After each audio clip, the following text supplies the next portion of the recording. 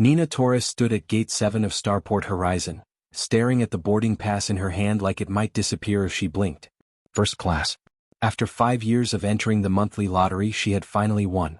Her calloused fingers, stained with engine grease she could never quite scrub out completely, traced the golden letters printed across the top of the ticket. The Starliner Celestial Dawn was the most famous passenger ship in this sector of the galaxy. 3 weeks of luxury across the stars. Real food, not ration packs. A bed that actually fit a human body. Maybe even one of those sonic showers she had heard about but never tried. Nina adjusted the strap of her beaten duffel bag and joined the line. Around her, aliens of every species imaginable crowded the terminal. A family of Quilnari chirped excitedly to each other, their feathers rippling through rainbow colors. 2 Zenthari businessmen argued in their clicking language, their forearms gesturing wildly. The air smelled like a mixture of ozone, exotic perfumes, and the recycled atmosphere that every space station shared. Her legs ached. The last repair job had been brutal. 48 hours straight inside the engine core of a mining hauler, replacing burnt-out coolant lines in spaces barely wide enough for her shoulders. But the pay had been good, and now she had this ticket. 3 weeks to let her body recover. "Attention all passengers," a smooth voice announced over the speakers. "The Starliner Celestial Dawn will begin boarding in 10 minutes. First-class passengers may now proceed to Gate 7. We thank you for choosing Stellar Pathways for your journey." Nina smiled and started toward the gate. She passed the economy line, which stretched back at least 100 meters. Families with luggage. Workers heading to new jobs. Pilgrims traveling to some holy site she had never heard of. She felt a little guilty about skipping past all of them, but she had won this fair and square. At the gate entrance, movement caught her eye. Something large blocked the doorway. Nina stopped and looked up. And up. A Draconian stood there, and he was massive even for his species. His scales, which should have gleamed like polished metal, looked dull and worn. They were the deep red color of cooling lava, crossed with pale scars. His wings were folded tight against his back, the membranes torn in places that had healed badly. 2 horns curved back from his skull, but one had a crack running halfway down its length. He held an economy-class ticket in claws that trembled slightly. His breathing sounded labored, rough. "I apologize," the Draconian said to the gate attendant, a Palixian woman whose blue skin reflected the harsh terminal lights. His voice rumbled like distant thunder, but there was pain underneath it. "My seat assignment. It is too small." The attendant glanced at her screen, her expression unchanging. "Sir, you purchased an economy ticket. All first-class seats are sold out. I'm afraid you'll have to make do with your assigned seat." "I understand the policy," the Draconian said quietly. "But I am old. I served in the Borderland Wars. My body no longer bends the way it once did. The seat dimensions. I'm very sorry, sir, but there's nothing I can do. You're holding up the line. Please proceed to boarding." The old dragon's shoulders sagged. Up close, Nina could see more details. Burns along his neck that no scales would ever cover again. A slight drag to his right leg when he turned. The way he held himself, like every movement cost him something. A veteran. She knew that look. She had seen it in mirrors often enough. The Draconian began limping toward the economy boarding line. Each step looked like an effort. Nina watched him go, then looked down at her golden ticket. First class. The thing she had dreamed about for 5 years. Soft seats. Good food. Space to stretch out. She looked at the old dragon again. At the way other passengers moved out of his path, not out of respect but out of annoyance at his slow pace. At the way he tried to fold his damaged wings tighter, to take up less space in a galaxy that had no room for broken veterans. Nina's father had been a veteran. Different war, different enemy, but the same look in his eyes. That look that said the fighting might be over but the war never really ended. She made her decision in less than 3 seconds. "Wait," Nina called out. She jogged toward the Draconian, her duffel bag bouncing against her hip. "Sir? Excuse me, sir?" The old dragon turned slowly, confusion on his reptilian face. "Yes." Nina held out her boarding pass. "I'd like you to have my seat." He stared at the ticket. Then at her. Then back at the ticket. "I don't understand. My first-class seat. You should take it. You need it more than I do." The gate area went quiet. Conversation stopped mid-sentence. A Zenthari businessman froze with his communication device halfway to his ear. The Quilnari family stopped chirping. Every eye in the immediate area turned to watch. "Human," the Draconian said slowly, "do you understand what you're offering?" First class on the Celestial Dawn costs more than most beings earn in a year. And you're giving it to a stranger? Nina shrugged. You're a veteran. You served. And that economy seat is going to hurt you for 3 weeks straight. I'm young. I'll be fine back there. But we've never met. You owe me nothing. Doesn't matter. It's the right thing to do. She pushed the ticket toward him again. Please. Take it. The Draconian looked at the ticket in his claws like it was made of something precious and fragile. His amber eyes, which had seemed tired and dull before, now gleamed with something else. Moisture gathered at their corners. In my culture, he said quietly, such a gesture is considered one of the highest honors. To sacrifice one's own comfort for a stranger without expectation of reward. We have words for beings who do such things. Sacred words. Nina felt her cheeks getting warm. It's really not that big a deal. Come on, take it before I change my mind. A sound came from the Draconian's throat. It took Nina a moment to realize he was laughing. Your name, human? Nina Torres. I am Krethvan of the Red Scale clan. And I will remember this, Nina Torres. I will remember. He took the ticket. His claw brushed against her hand, warm and rough like sun-heated stone. The gate attendants stared at both of them like they had gone insane. Nina took Krethvan's economy ticket from his other hand. Have a good flight, sir. She walked toward the economy line before he could say anything else. Behind her, she heard the whispers starting. Heard someone say foolish human in galactic common. Heard someone else say something about mental illness. Nina just smiled and joined the back of the economy line. Her legs still ached. She'd be cramped for 3 weeks. But when she glanced back and saw Krethvan standing straighter, saw something like hope on his scarred face, she knew she had made the right choice. Sometimes being human meant doing things that didn't make sense to anyone else. And that was perfectly fine with her. Krethvan settled into the first-class seat and felt something he hadn't experienced in years. Comfort. Real, genuine comfort. The seat was designed to accommodate large species, with padding that supported his old bones and enough space for his damaged wings to rest without being crushed. He let out a long breath he didn't know he had been holding. The first-class cabin was beautiful. Soft lighting that didn't hurt his aging eyes. The quiet hum of perfectly maintained engines. Other passengers in nearby seats gave him respectful nods. A flight attendant, a graceful Silvari with skin like polished chrome, brought him a drink without being asked. But Krethvan couldn't stop thinking about the human woman. Nina Torres. The mechanic who had given all this up for a stranger. He pulled out his personal data pad and connected to the ship's network. Within minutes he found what he was looking for. The passenger manifest listed her in seat 47C, deep in the economy section. Nina Torres, occupation listed as freelance mechanic, human female, age 32. That was all the official record showed. But Krethvan hadn't survived 3 wars by accepting surface information. He opened a secure connection to the military database he still had access to. Old veterans kept certain privileges and information access was one of them. He entered her name. Waited. The search took longer than he expected, which usually meant the records were sealed or classified. Finally, results appeared on his screen. Krethvan's claws tightened on the data pad. Nina Torres wasn't just a mechanic. She was the Nina Torres.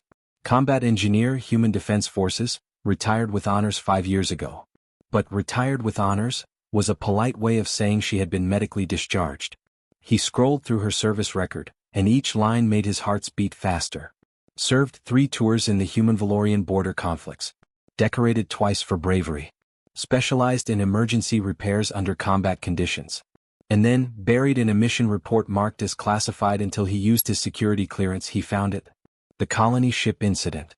Krethvan read the report 3 times to make sure he understood correctly. 7 years ago, a colony ship called the New Dawn had been caught in a Valorian ambush. The ship carried over 2,000 refugees from 6 different species fleeing the war zone. The enemy had damaged the reactor core. Meltdown was 40 minutes away. The ship's engineering crew had died in the initial attack. No one else on board knew how to fix the damage. The reactor was already leaking radiation at levels that would kill most species in minutes. The refugees were loading into escape pods, but there weren't enough for everyone. At least 800 beings were going to die. Nina Torres had been on a nearby patrol ship. She volunteered to board the colony ship. Went in alone. The report was written in dry military language, but Krethvan could read between the lines. She had crawled through twisted metal and radiation fields that should have killed her. Worked for 90 minutes straight, far beyond safe exposure limits, jury-rigging a repair that held just long enough for the ship to reach safety. She saved 2,000 lives that day. The report listed the refugee species: humans, Quilnari, Zenthari, Polyxians, and Draconians. 347 of his own people had been on that ship. Krethvan sat back in his seat, feeling like someone had struck him. This woman had saved his people, had poisoned her own body with radiation to save strangers. And she had never said a word about it. Lived quietly as a civilian mechanic, never seeking recognition or praise. He kept reading. The medical reports made his stomach turn. Severe radiation exposure. Permanent nerve damage in both hands. Chronic pain in her legs and back from the physical trauma of the work. The doctors had marked her unfit for continued military service. She'd been 30 years old and her career was over. That was 5 years ago. Which meant she had been living with that pain ever since. And she had just given up the one thing that might have eased it for 3 weeks. Given it up for him. A stranger. Krethvan looked around the luxurious first-class cabin. Nina should be sitting here. She had earned this seat 1,000 times over. Instead, she was crammed into economy, probably already hurting. He opened the ship's social network, curious to see if anyone else had noticed her gesture. What he found surprised him. The story had already spread through the ship like wildfire. Dozens of posts. Hundreds of comments. Did anyone else see that human give up her first-class seat? What kind of fool turns down luxury for a stranger? Humans are so emotional. No logical thinking. But there were other comments too. Thoughtful ones. I've never seen anyone do something like that. Not even among my own kind. Maybe we've misunderstood humans. They always seem weak, but that took strength. I would never do what she did. I'm not sure if that makes me smart or selfish. Krethvan read them all. Then he made a decision. He began typing on his data pad, fingers moving faster than they had in years. He composed a message and posted it to the ship's public network. My name is Krethvan of the Red Scale clan. Today, a human named Nina Torres gave me her first-class seat because she saw I needed it. I have since learned who she truly is. Nina Torres is a war hero who saved 2,047 lives during the border conflicts, including 347 Draconians. She nearly died doing it. She carries permanent injuries from that day. She gave up the comfort she desperately needed because she saw a veteran in pain. This is not foolishness. This is honor in its purest form. He attached her public service record, the parts that weren't classified. Then he hit send. The response was immediate. Within minutes, his post had been shared across the entire ship. Passengers who had mocked Nina just hours earlier now sent messages of apology and respect. Some sent gifts to her seat in economy. Others offered to trade seats with her. But Krethvan wasn't finished. He sent a private message to the ship's captain, explaining the situation. Then he sent messages to several other passengers in first class, beings he recognized from his own military days. Old veterans like himself. He had an idea forming and he needed their help. Because if Nina Torres thought she was going to spend 3 weeks suffering in economy after what she'd done, she didn't understand how seriously Draconians took their debts of honor. He looked down at his claws, remembering how she had pressed that ticket into his hand without hesitation. Most beings in the galaxy would never understand why she'd done it. They would call it waste, call it stupid. But Krethvan understood perfectly. He'd seen it before, though rarely. It was the same instinct that made beings run into burning buildings to save strangers. The same force that made soldiers throw themselves on grenades to protect their units. Humans had a word for it, one that didn't translate well into other languages. Compassion. Pure, unthinking compassion. Nina Torres had given him a gift today. Not just the seat but something far more valuable. She'd reminded him that honor still existed in the galaxy. That sacrifice for strangers wasn't just ancient history or legend. And now it was his turn to return that gift in the only way he knew how. Nina was trying to sleep when the alarm started. The shrill sound cut through the economy cabin like a knife, jolting her awake. Red emergency lights flashed across the ceiling. Around her, passengers started shouting in a dozen different languages. Attention all passengers. The captain's voice came over the speakers, trying to sound calm and failing. We are experiencing a critical engine malfunction. Please remain in your seats and stay calm. Our engineering team is working to resolve the issue. Nina sat up, wincing as pain shot through her back. 3 days in this cramped economy seat had made everything worse. Her legs ached constantly. Her hands, damaged from years of radiation exposure, tingled and burned. She hadn't slept more than a few hours at a time. But the alarm sound was specific. She'd heard it before. That was a core containment warning. The kind of alarm that meant people died if it wasn't fixed fast. She pulled up the armrest display and accessed the ship's public status feed. What she saw made her blood run cold. The celestial dawn had been passing through the Veil Nebula, a shortcut that most ships took. But something had gone wrong. The engines had failed. And now the ship was caught in the nebula's gravity well, being pulled slowly toward the dense center where the forces would crush them all. The display showed they had maybe 2 hours. Maybe less. Nina stood up, ignoring the protests from her body. Around her, passengers were panicking. A Quilnari mother held her children close, feathers turning gray with fear. 2 Zenthari were arguing about whether to rush the escape pods. An elderly Polyxian couple held hands, their blue skin pale. She pushed past them toward the front of the cabin, moving as fast as she could. She needed to get to engineering. Needed to see what was wrong. 3 crew members in yellow uniforms rushed past, heading the opposite direction. Not a good sign. Engineers running away from the problem meant it was bad. Nina Torres. She turned. Krethvan was pushing through the crowd, his massive form making people scatter. He looked terrified, which scared her more than anything else. Old warriors didn't scare easily. Krethvan, what's happening? The engines, he said, breathing hard. The chief engineer just announced over the crew channel. The quantum flux regulators have failed. The hybrid system is cascading. No one on board understands it well enough to fix it. Nina's mind raced. Quantum flux regulators. She'd worked on those before, but they were incredibly complex. Each ship's system was unique, custom-built. And if they were cascading, that meant multiple failures happening at once. They need you, Krethvan said, grabbing her shoulder gently with one claw. I told the captain about your background. About what you did on the New Dawn. You're the only one who might be able to fix this. Krethvan, that was 7 years ago. I haven't worked on military systems since. 2,000 beings on this ship, Nina. Families. Children. Just like the New Dawn. She closed her eyes. Felt the ship shudder around them. The gravity well was getting stronger. She could feel it in her bones.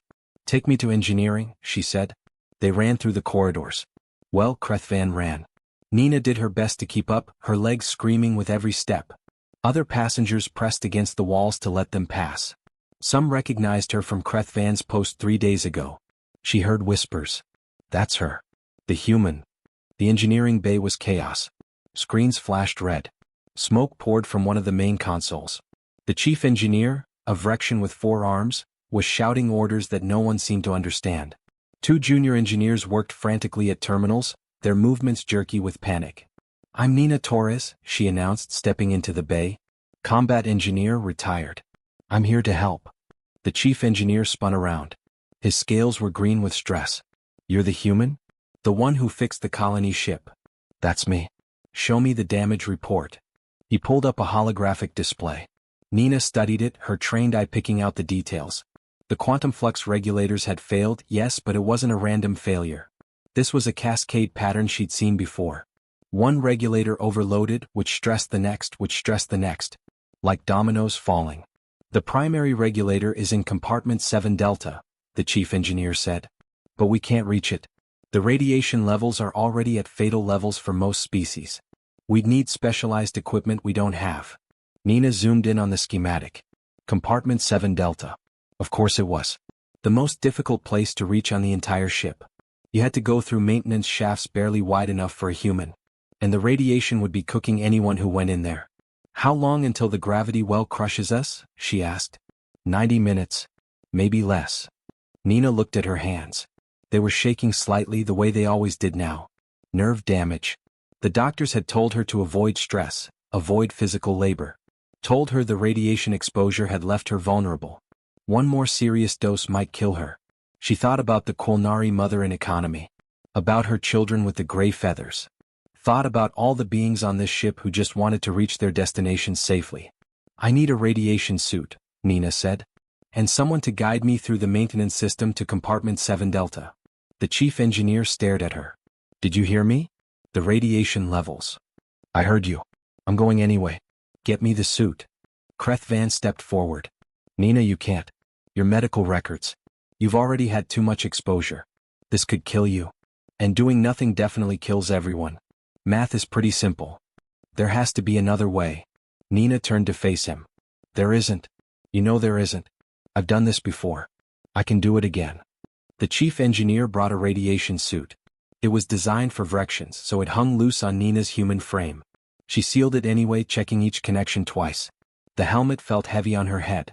The maintenance entrance is here. The chief engineer pointed to a small hatch in the floor. Follow the blue markers. They'll take you to 7 Delta. But the shafts are narrow. You'll have to crawl most of the way. Nina looked at the hatch. Looked at her hands.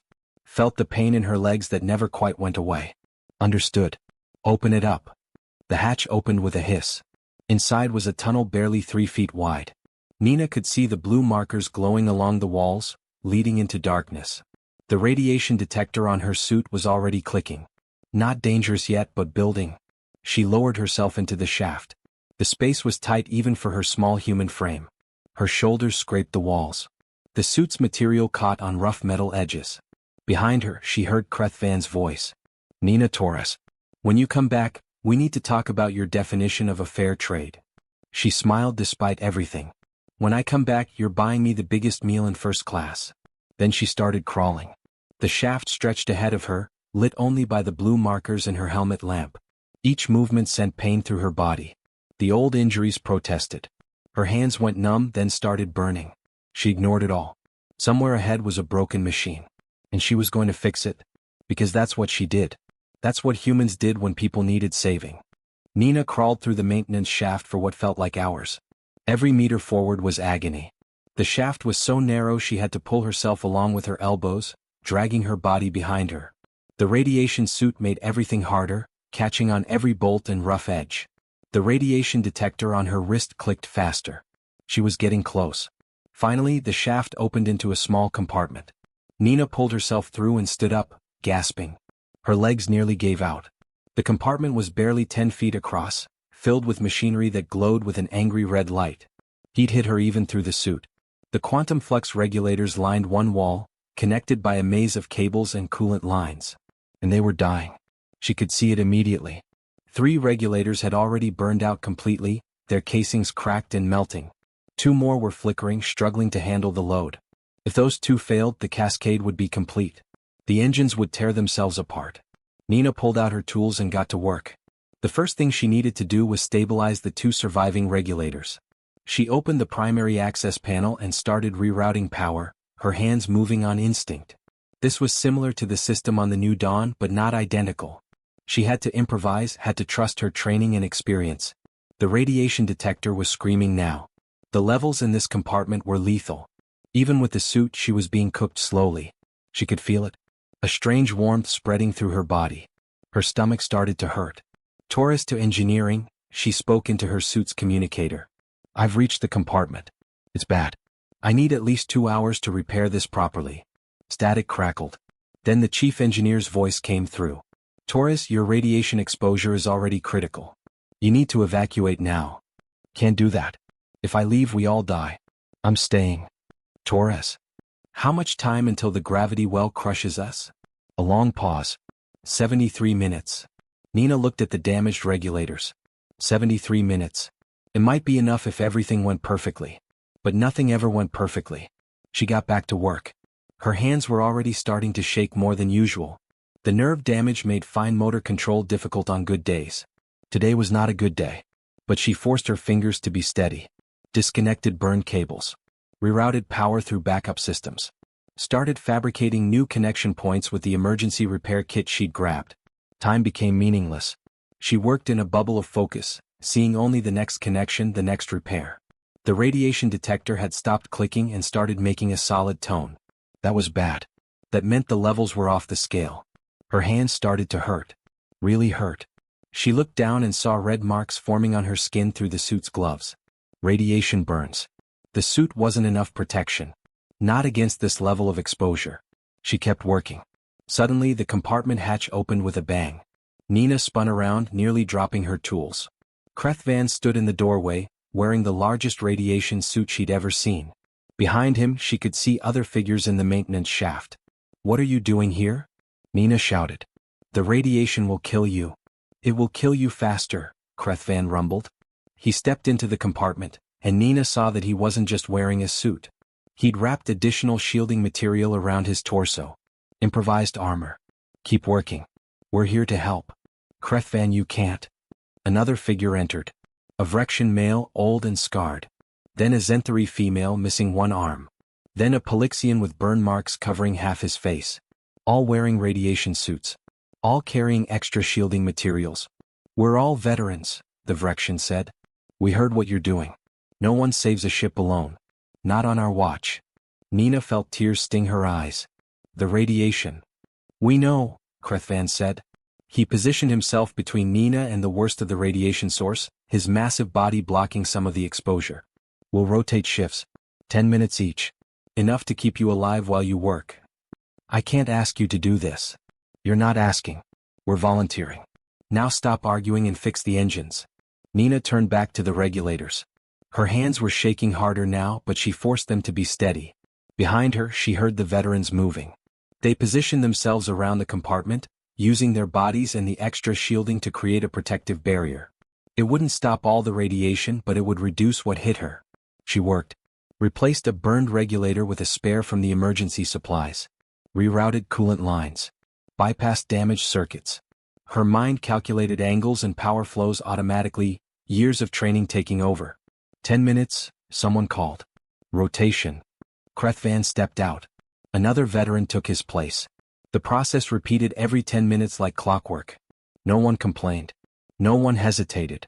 They just did what needed to be done. Nina's hands were covered in burns now. She could see them clearly through her gloves. Red and blistering. But she couldn't stop. Not yet. She had 2 more connections to make. Had to reroute the primary power flow through the new regulator. The ship shuddered violently. The gravity well was getting stronger. They were running out of time. 45 minutes left. The chief engineer's voice crackled through the communicator. Torres, please tell me you're close. Almost there, Nina gasped. Her vision was starting to blur. The radiation sickness was setting in. Nausea rolled through her stomach. Just need to connect the primary feed. Her hands wouldn't cooperate. The tools kept slipping from her fingers. She tried to grip them tighter, but her muscles wouldn't respond properly. Let me, Krethvan said. He'd rotated back into the compartment. His clawed hands, protected by thick gloves, took the tools from her. Tell me what to connect. Nina guided him through it. Connected the red cable to the upper terminal. Blue cable to the lower. Sealed the housing. Activated the backup cooling system. Her voice was getting weaker, but she pushed through every instruction. Now, she whispered, hit the reset button on the main panel. The green one. Krethvan pressed it. For a moment nothing happened.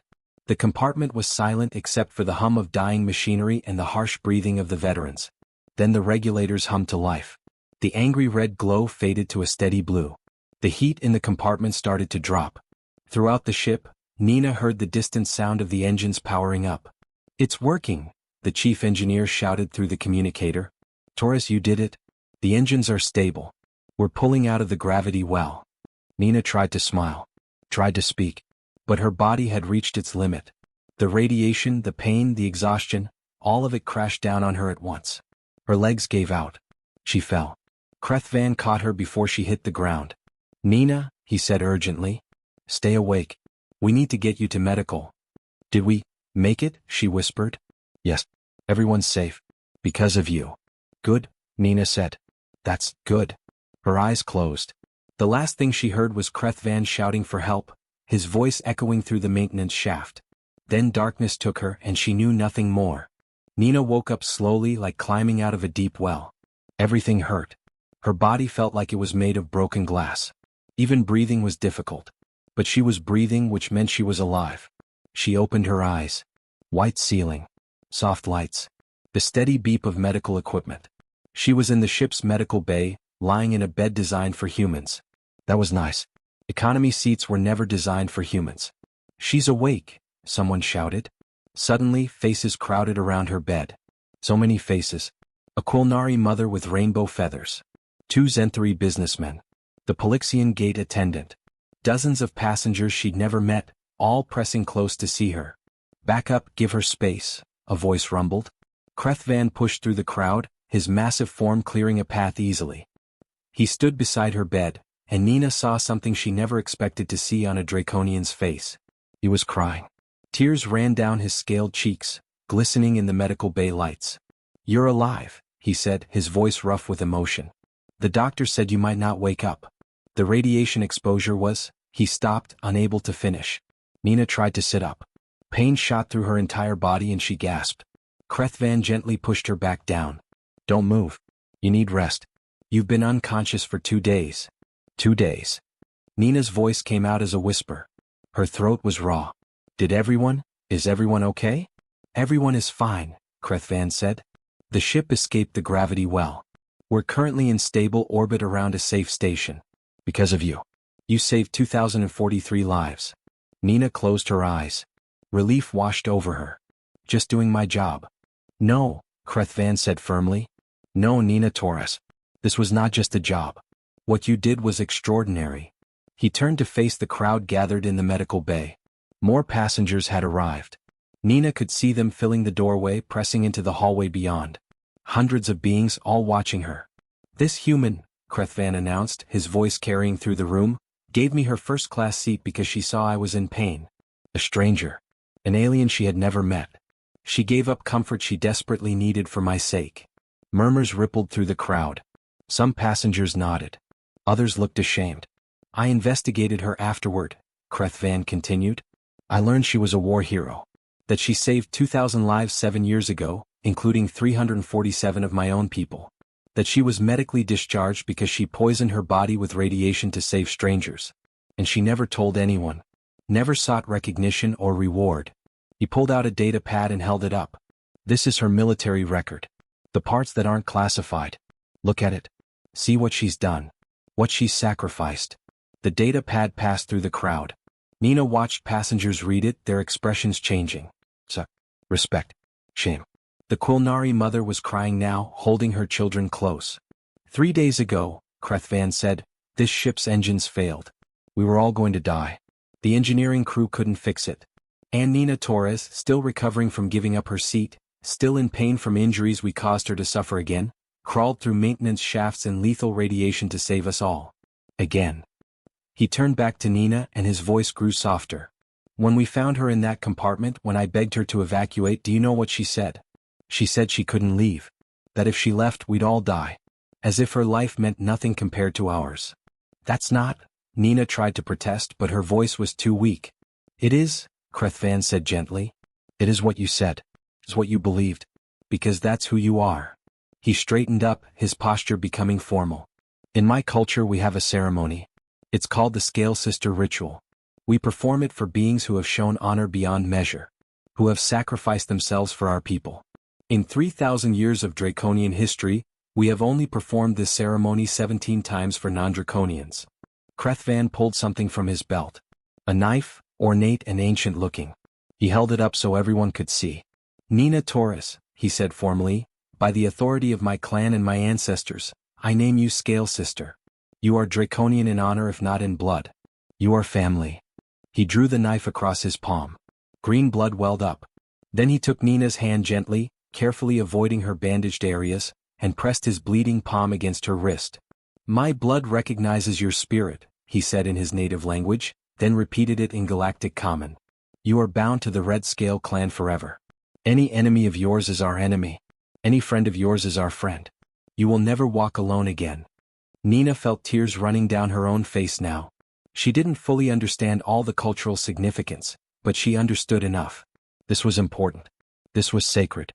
The crowd erupted in noise. Cheering. Applause. Some passengers were crying. Others were chanting something in languages Nina didn't know. A Zenthari businessman stepped forward. I want to contribute to her medical treatment, he announced loudly. Whatever it costs. She saved my life. Mine too, the Quilnari mother said. My children's lives. I'll give whatever I can. She needs more than medical treatment, said a Vrexian veteran, one of the ones who'd helped shield her in the compartment. She needs a future. A proper workshop. Resources. Then we'll give her that too, someone else shouted. Krethvan held up his hand for silence. I've already spoken with the ship's captain and several passengers. We've started a fund. Everyone who wants to contribute can. We're going to make sure Nina has the best medical care available. And we're going to help her start her own business. A proper engineering company. I can't accept that, Nina whispered. It's too much. You saved our lives, the Polyxian gate attendant said, pushing through the crowd. Tears streamed down her blue face. I was rude to you. I judged you. And you saved me anyway. This isn't charity. This is the least we can do. Over the next hour, passengers came forward one by one. They told Nina their names. Thanked her. Many left gifts on her bedside table. Credits. Contact information. Offers of help. A young Quilnari child brought her a drawing of a human with angel wings. The doctors eventually had to clear the room so Nina could rest. But Krethvan stayed, sitting in a chair beside her bed. His massive frame looked ridiculous in the small medical chair, but he didn't seem to care. You should rest too, Nina said. I will. Later. First, we need to talk about the future. What future? I'm a broken-down mechanic with radiation poisoning. You're a scale sister now. And you're going to have the best medical treatment money can buy. The fund already has enough to cover that and more. He leaned forward. When you recover, I want to propose something. A partnership. Partnership. You need a business. I need a purpose. I'm old, Nina. I've been old for a long time. But today, helping you in that compartment, I felt young again. Felt useful. His amber eyes were serious. Let's start a company together. Torres and Krethvan Engineering. We'll take the jobs no one else wants. Fix the problems no one else can solve. Nina thought about it. Thought about her small apartment. Her hand-to-mouth existence as a freelance mechanic. Thought about doing something meaningful again. I don't want special treatment, she said. Don't want people hiring us because they feel sorry for the poor human. They'll hire us because we're the best, Krethvan said with a sharp-toothed grin. Because you're a genius engineer and I'm a stubborn old dragon who knows every military system in the galaxy. We'll make a fortune. Nina smiled despite her pain. Torres and Krethvan Engineering. Has a nice ring to it. It does. She closed her eyes, exhaustion pulling at her. But before she drifted off, she felt Krethvan's claw gently pat her hand. Thank you, he said quietly. For everything. For the seat. For saving us. For reminding this old warrior that honor still exists. Thank you, Nina whispered back. For seeing me. For making me feel like what I did mattered. It did matter. It always mattered. 1 year later, Nina stood in front of a newly constructed building on the edge of Starport Horizon. The building was huge, with state-of-the-art equipment visible through the windows. Repair bays. Fabrication shops. Everything an engineer could dream of. Above the entrance, a sign gleamed in the afternoon light. Torres and Krethvan Engineering, no species too strange, no problem too impossible. Krethvan stood beside her looking proud. Ready for our first official day? Nina looked at her hands. The burns had healed mostly. The radiation treatments had worked. She'd never be fully healthy again, but she could work. Could build. Could help. Ready, she said. They walked through the doors together. Inside, a diverse crew of engineers waited, beings from a dozen species, all ready to work. Many of them were veterans. All of them had heard the story of the human mechanic who gave up everything for strangers. Nina Torres had learned something important on the Celestial Dawn. She'd learned that humans might be weak individually, might be fragile and short-lived compared to other species. But humans had something special, something the galaxy needed to see. They did extraordinary things simply because it was right. Not for reward. Not for recognition. Just because someone needed help and they were there to give it. And maybe, just maybe, that was humanity's greatest strength of all.